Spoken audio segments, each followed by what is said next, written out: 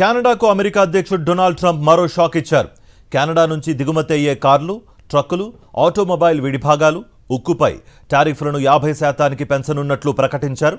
2027 జనవరి 1 నుంచి ఈ పెంపు అమల్లోకి వస్తుందని ట్రంప్ తెలిపారు.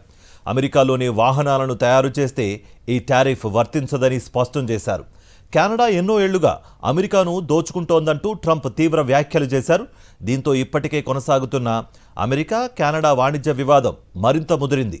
అటు కెనడా కూడా అమెరికా వస్తువులపై ప్రతీకార టారిఫ్లకు సిద్ధమవుతోంది.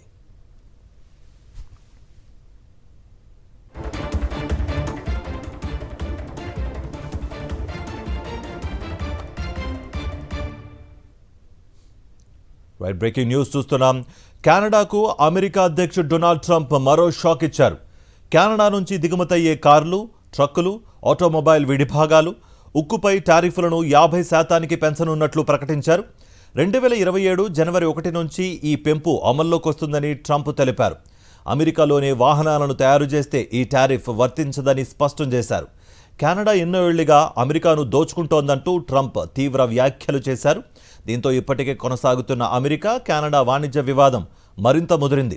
అటు కెనడా కూడా అమెరికా వస్తువులపై ప్రతీకార టారిఫ్లకు సిద్ధమవుతోంది.